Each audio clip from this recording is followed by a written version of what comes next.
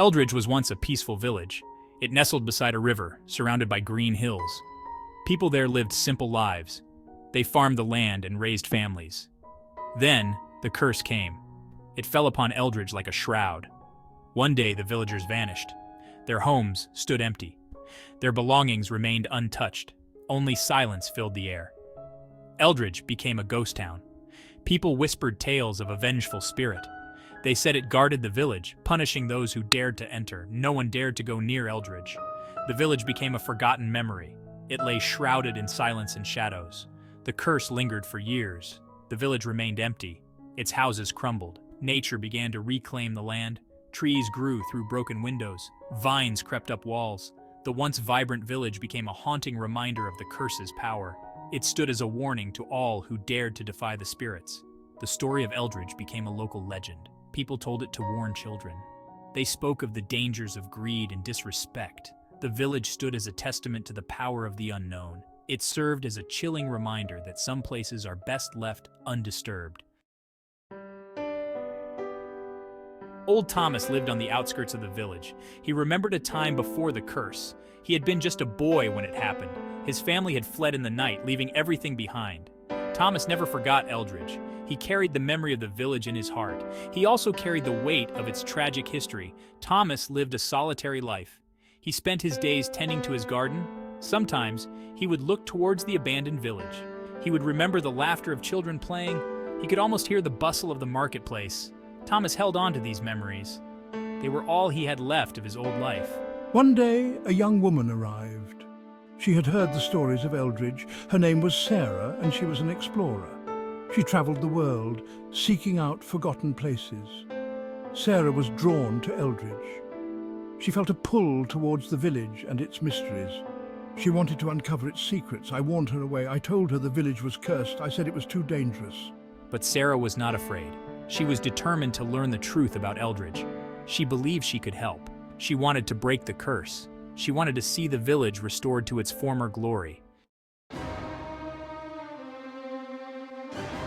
Sarah arrived in Eldridge on a bright sunny morning. The sun's warmth did little to dispel the eerie chill that hung over the village. The silence was unnerving. It pressed in on her, heavy and absolute. Sarah took a deep breath, steeling herself.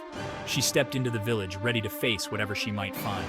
The village was smaller than I had imagined. It was as if time had shrunk it, compressed it under the weight of its tragic past. The houses were dilapidated, their roofs had caved in, windows were boarded up or else gaped open like empty eyes. I could almost hear the echoes of laughter. I could almost see the shadows of children playing.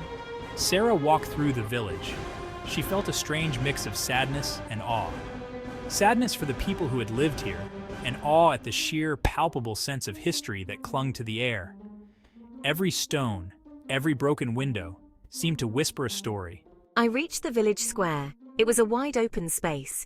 It had likely been the heart of the village, the place where people gathered to trade, to gossip, to celebrate. Now it was overgrown with weeds.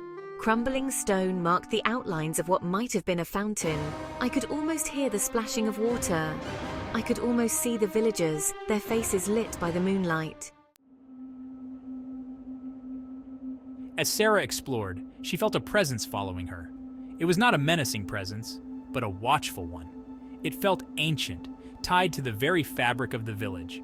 It's as if the village itself is observing me, weighing my intentions. She continued her exploration, her fingers trailing along the rough-hewn stones of the buildings. Each touch sent a shiver down her spine. She could feel the echoes of the past clinging to the stones. She felt the weight of the villagers' sorrow, their fear, their desperate hope. The sun is setting, painting the sky in hues of orange and purple. The shadows in the village are growing longer, stretching out like grasping claws. The air grew colder, despite the warmth of the dying sun. Sarah shivered, pulling her jacket tighter around herself. She stumbled upon a building, larger than the others. It resembled a temple, with crumbling pillars flanking the entrance. As I draw closer, I feel a surge of energy. It's emanating from the temple, washing over me like a wave. I know with a certainty that defies logic that I've found the heart of the mystery. This is the source of the curse. Sarah stepped into the temple. The air inside was heavy, thick with the scent of dust and decay. The last rays of sunlight slanted through the gaps in the roof, illuminating motes of dust dancing in the air. The temple is bare, except for a single object in the center of the room, an altar crafted from a single slab of black stone. As Sarah approached the altar, she felt a chill run down her spine. The air around the altar crackled with unseen energy.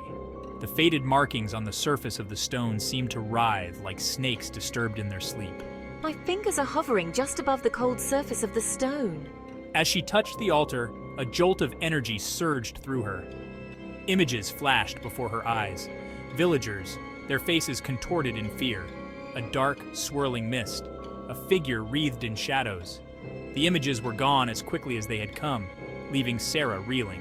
I stumble back, clutching at the edge of the altar for support. The markings on its surface seem to glow faintly, pulsing with a life of their own. I understand somehow that this is the key to breaking the curse. This is the place where the village's fate had been sealed, and this is the place where it can be changed.